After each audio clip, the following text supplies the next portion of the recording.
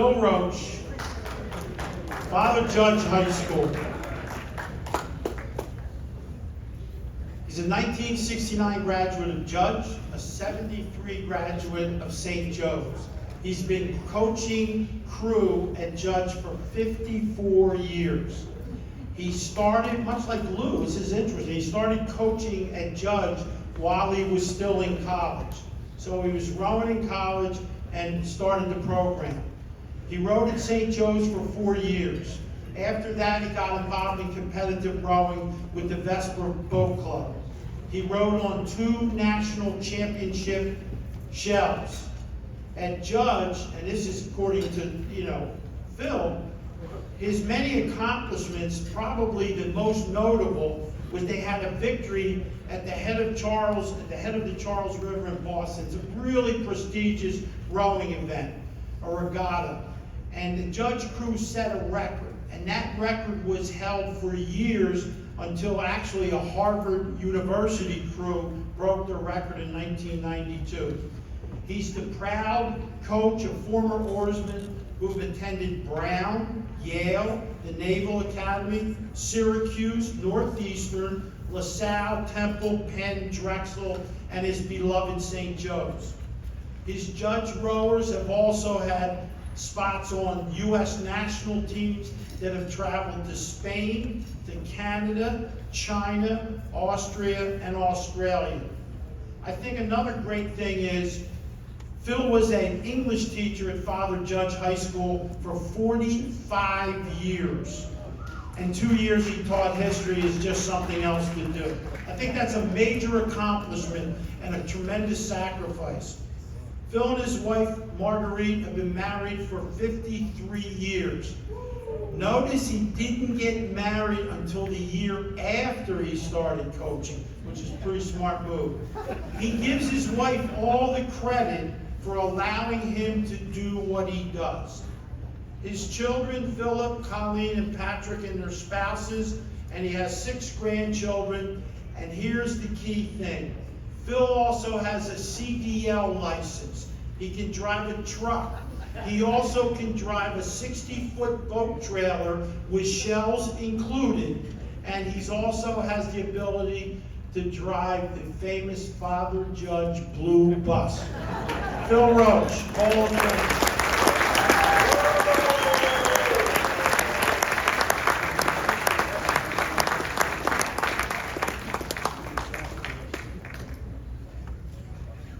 I think my major accomplishment was not falling asleep early.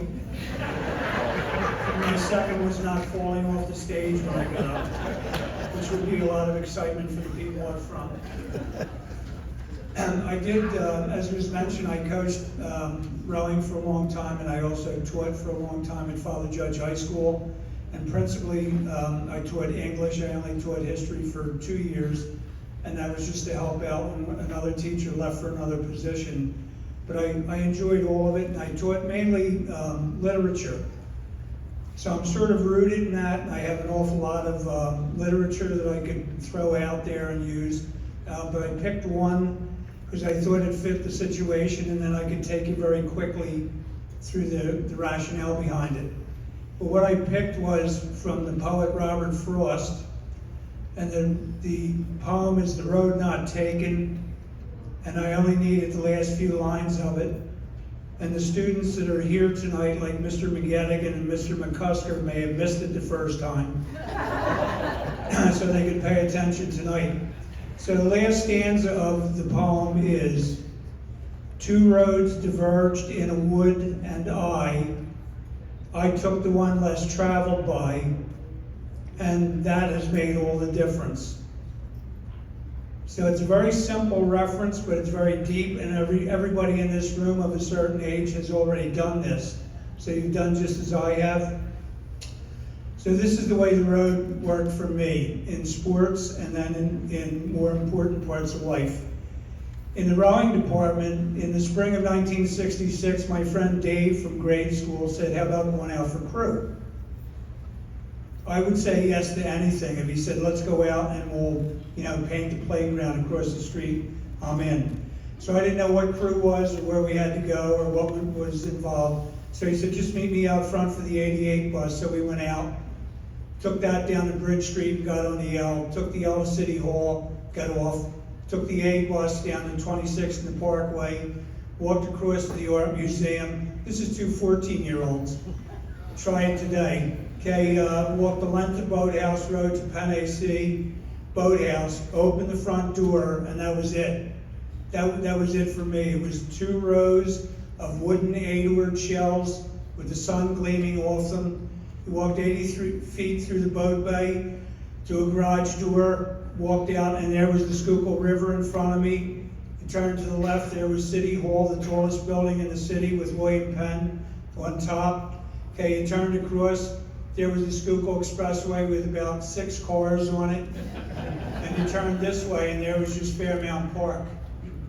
So it was instant, love at first sight in that regard. So I took a step that most people would not have taken. I did all the standard things coming out of grade school, and this was something very different. So in the summer of '69, after finishing at Father Judge, a guy came down to me at the river and he said, "You just graduated from Father Judge, have you?" I said, "Yes, I have." We were practicing for a race coming up later in the summer. He said, "Would you consider coming to St. Joe's University?" I said, "Well, I didn't apply there. I've been accepted at some other schools, and that's probably what I'm going to do." And he said, "Well, would you consider coming otherwise?" I said, "No, I haven't filled any papers out." He said, "If we take care of all the papers and we pay you your full tuition, and it'll be a 4-year scholarship for you, and we'll give you an athletic job at school, would you consider coming then?" My parents didn't raise dumb people. In the fall of '69, as I graduated and was a college freshman, the crew coach at Judge asked if I would help. He said, "I know you're at the river all the time, you row in the morning at college, you have some time in the afternoon, would you come down?" And because the program's getting a little bigger and I could use it, I said, sure, it'll be temporary, I guess. So when I came down 2 years later, I became the head coach, and the moderator of the crew, Father Baldwin, who was also the studies director and knew that I was majoring in English and secondary education, promoted me to the head coach with the eye on, this will be a very permanent position, and boy did he have me read. So 53 years later, still coaching crew. I'm the interim coach, by the way. They're looking for a responsible adult. And I was 45 years a teacher in the departments that I mentioned. Now, the road that I took was not a usual course for people to take. They picked very popular sports. You can see all these ladies and gentlemen up here. They picked what you would commonly think of as a sports career. There's a parallel branch to the road that I took, and here it is, and it's interesting because it ties both of them together. In the spring of 1970, which was the first crew that I coached, one crew member that came out for that boat was named Michael Beck. And his father liked the activity that Michael was doing, and he had an eye on me, he'd seen me, and more importantly, Mr. Beck had 8 children. And they lived in a row house on Teesdale Street, and 3 of the children were girls. And this will play into the story very shortly. And I think he had an eye on unloading the daughters on somebody. So by the graduation date of Michael in 1973, Mike's boat was the most successful crew that I ever had. They're the ones that set the course record in Boston in '73 that stood till 1993 that was alluded to a little bit earlier. The next step in the road was in 1970, my mother suggested that I work part-time at Nazareth Hospital as an orderly. She said, "You can work at night, pick your own hours, okay, it'll be good money, you'll learn something that you don't know, you'll have to deal with people in an actual physical way, which would be new, and I think you ought to do it." So I thought, why not? It's like Dave Dombrowski asking me to go rowing. In the summer of '71, who appears as a nurse's aide working at the same floor, at the same shift? Marguerite Beck. So the road is kind of intertwining, as I'm sure you can see. By the Christmas of 1971, we were engaged. By the fall of 1972, we married.